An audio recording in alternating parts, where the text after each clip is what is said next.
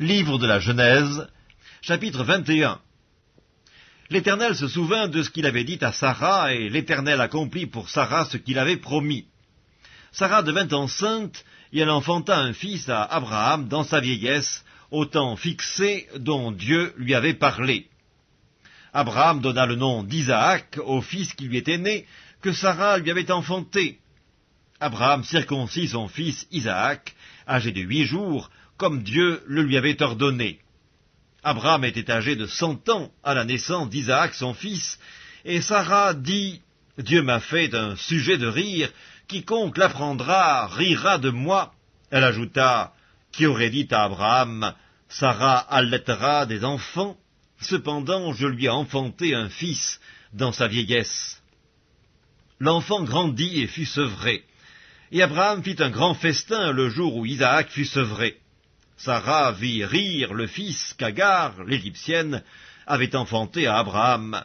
Et elle dit à Abraham, « Chasse cette servante et son fils, car le fils de cette servante n'héritera pas avec mon fils, avec Isaac. » Cette parole des plus fortes aux yeux d'Abraham à cause de son fils.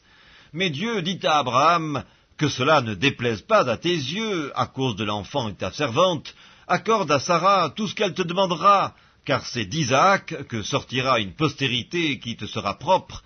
Je ferai aussi une nation du fils de ta servante, car il est ta postérité. » Abraham se leva de bon matin, et il prit du pain et une outre d'eau qu'il donna à Agar, et plaça sur son épaule. Il lui remit aussi l'enfant, et la renvoya. Elle s'en alla et s'égara dans le désert de Beersheba. Quand l'eau de l'outre fut épuisée, elle laissa l'enfant sous un des arbrisseaux et alla s'asseoir vis-à-vis à une portée d'arc, car elle disait « Que je ne vois pas mourir mon enfant. » Elle s'assit donc vis-à-vis de lui, éleva la voix et pleura. Dieu entendit la voix de l'enfant, et l'ange de Dieu appela du ciel Agar, et lui dit « Que se passe-t-il, Agar? Ne crains point, car Dieu a entendu la voix de l'enfant dans le lieu où il est. Lève-toi, prends l'enfant, saisis-le de ta main, car je ferai de lui une grande nation. » Et Dieu lui ouvrit les yeux, et elle vit un puits d'eau. Elle alla remplir d'eau l'outre, et donna à boire à l'enfant. Dieu fut avec l'enfant, qui grandit, habita dans le désert, et devint tireur d'arc. Il habita dans le désert de Paran, et sa mère lui prit une femme du pays d'Égypte. En ce temps-là, Abimélec, accompagné de Picol, chef de son armée, parla ainsi à Abraham. « Dieu est avec toi dans tout ce que tu fais. Jure-moi maintenant ici, par le nom de Dieu, que tu ne tromperas ni moi, ni mes enfants, ni mes petits-enfants, et que tu auras pour moi et le pays où tu séjournes la même bienveillance que j'ai eue pour toi. » Abraham dit, « Je le jurerai. » Mais Abraham fit des reproches à Abimélec au sujet d'un puits d'eau dont s'étaient emparés de force les serviteurs d'Abimélec.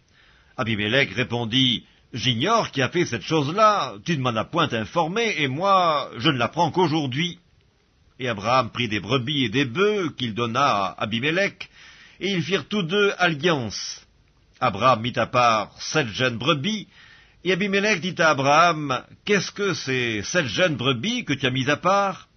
Il répondit, « Tu accepteras de ma main ces 7 brebis, afin que cela me serve de témoignage que j'ai creusé ce puits.